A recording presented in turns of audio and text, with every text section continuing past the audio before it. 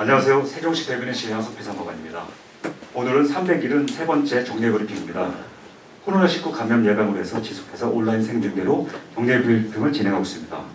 오늘 브리핑은 도시성장본부 소관과 건설교통국 소관의 2022년도 주요 업무 계획에 대한 브리핑과 질의응답선으로 진행하도록 하겠습니다. 지금부터 노동영 도시성장본부장의 브리핑이 있겠습니다.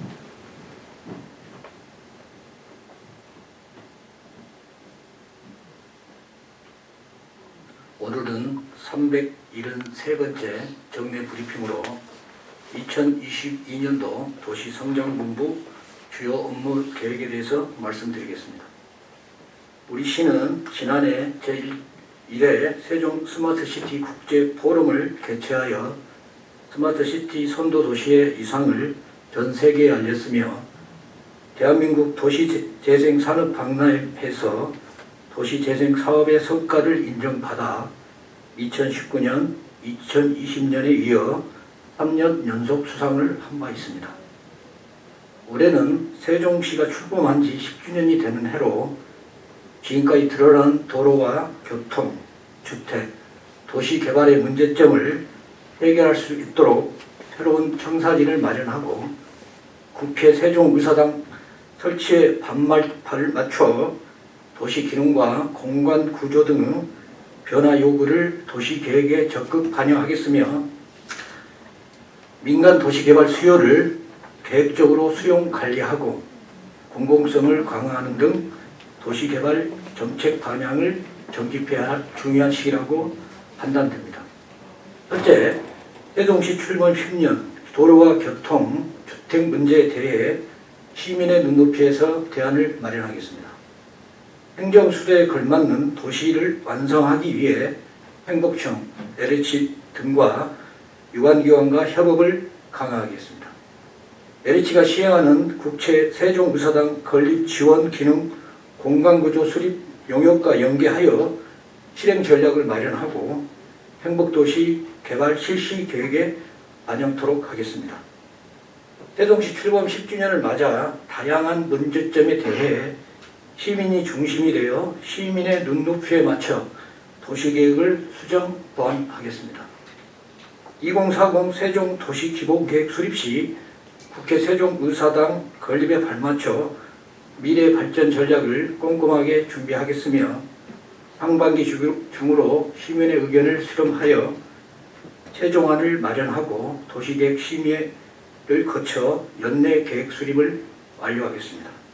특히 신도시의 도로, 교통 문제와 주택난 해소, 창업기능 활성화에 대해 시민의 의견을 널리 수렴하여 대안을 제시하겠습니다. 국회 세종의사당 설치에 발맞춰 세종 미디어 단지 조성을 적극 추진하겠습니다. 현재 신문과 방송통신사 등 17개 언론사가 세종시 진출을 위해 우리 시와 협약을 맺은 사항으로 세종 미디어 단지에 언론사들이 입주하게 되어 취재 편의를 제공하는 것은 물론 미디어 콘텐츠 산업의 육성의 계기로 삼겠습니다. 소상공인의 영업에 도움이 되도록 상가업종 규제를 완화하고 전면 공지 이용을 추가 확대하는 등 시민 불편사항을 선제적으로 적극 반영하겠습니다. 세종형 특화거리를 명소화하고 지역적 문화 특성을 반영한 간판 개선 사업을 지속 추진하겠으며 우리시 진입 관문 주요 10개소에 조형물을 설치하는 등의 경관 개선 마스터 플랜을 수립하고 사업의 시급성과 교통량 등을 고려하여 한개소를 점집 시범적으로 설계를 완료하고 점차적으로 확대해 나가겠습니다. 범죄 취약 지역의 도시 환경을 개선하여 안전한 생활 환경을 조성하고 현수막 게시대를 추가 설치할 계획이며 불법 유동 광고물은 상시 정비하여 깨끗한 도시 환경을 조성하겠습니다.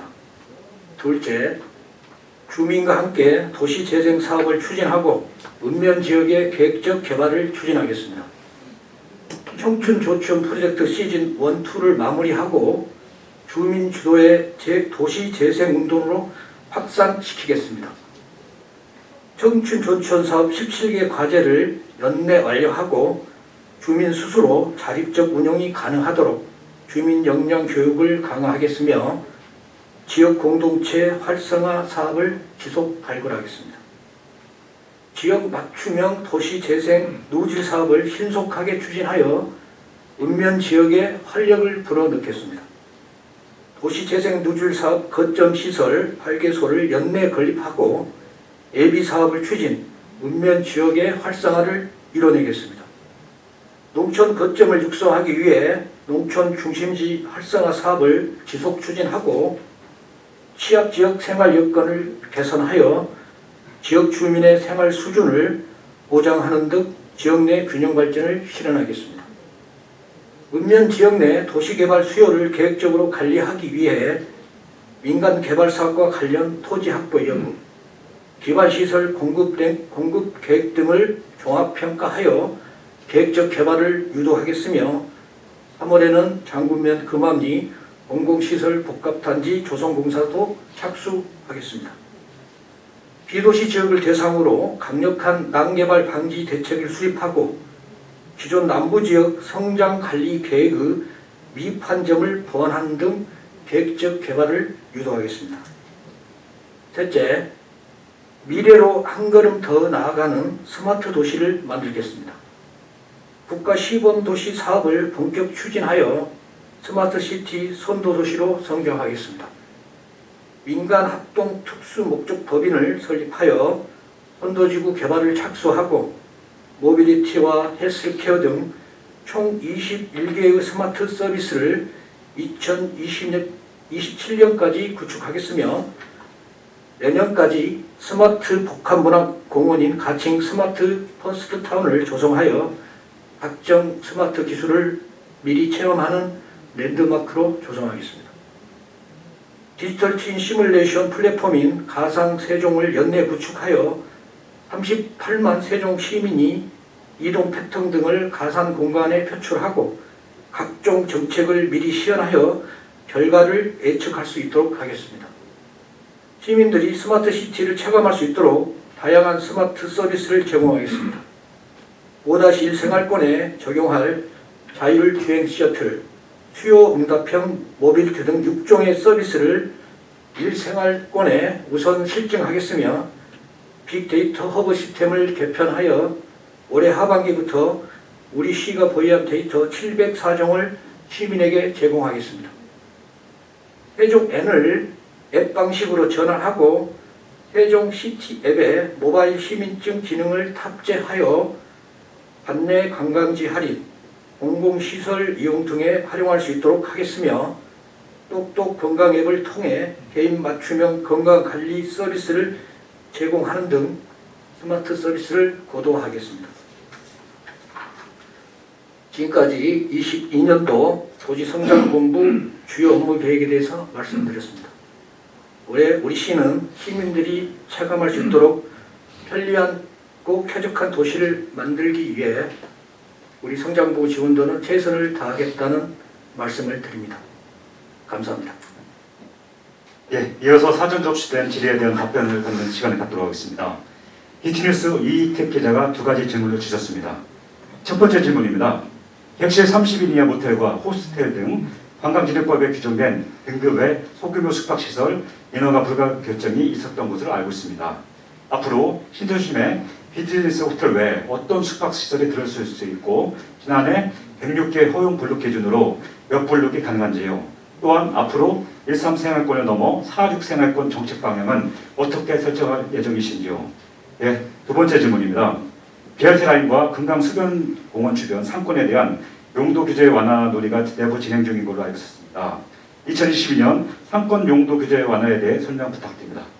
앞에 네. 지난해 4월 보람동 상가 일부에 관광 숙박시설 용도 변경 신청에 대한 건축위원회 불허 처분이 있었습니다.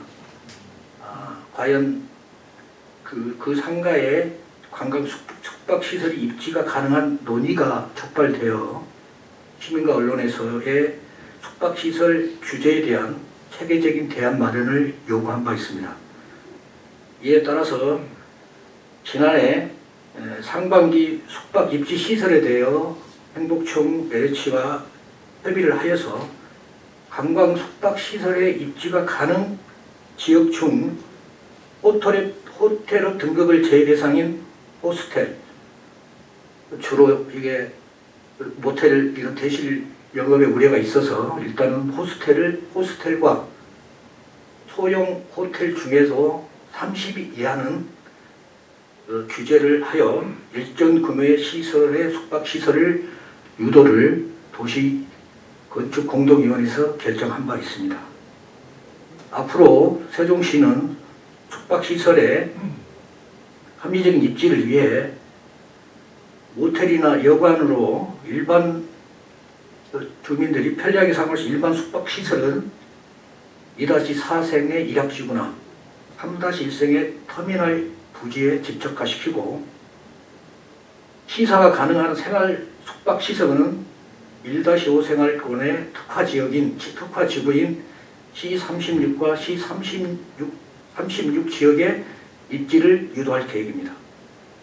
관광 숙박 시설은 총 142개소가 입지가 가능하나 학교 종합구역이라든지 상가 건물 내 학원이라는 이런 입지를 제한하면 총 56개 시설의 입지를 계획적으로 유도하고자 합니다. 물론 이런 시설에 있어서도 호스텔업이나 30인 이하 호텔, 소형 호텔은 제외됨을 알려드리겠습니다. 예. 두 번째, BRT 주변과 주변 상가의 상가 공시를 대한 해소를 말씀하셨는데 그렇지 않아도 저희가 상가 공실이나 여러 요인을 분석을 해보면 주변 상가와 BRT 상가의 공실률이 매우 높게 나타나고 있습니다. 이에 대해 소상공인의 영업을 보호하고 하기 위해 내부적으로 우선 상가 공실이 심한 지역에 대해서 물론 주변이나 BRT 등 주변 상가를 포함하고 있습니다. 저희가 데이터로는 이런 지역에 대해서의 과연 상가 밀도라든지 과연 유사한 업종이 얼마나 분포하고 있는지 그 다음에 그쪽의 공실 상가들이 어떤 영업을 희망하는지에 대한 실태 조사를 바로 착수하도록 하겠습니다.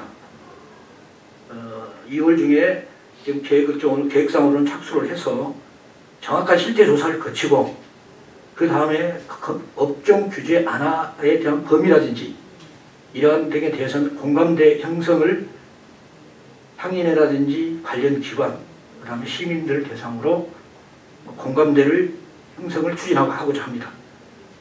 모든 규제는 풀 수는 없습니다. 따라서 규제 완화에 대한 범위가 산정이 되면 규제 완화에 대한 관련 규정에 어느 정도의 저촉 여부가 있는지 그 다음에 기존 상권에 영향이 얼마나 가는지를 종합 분석해서 행정 절차를 이행해서 핀셋으로 규제 완화를 적극적으로 하겠다는 말씀드립니다.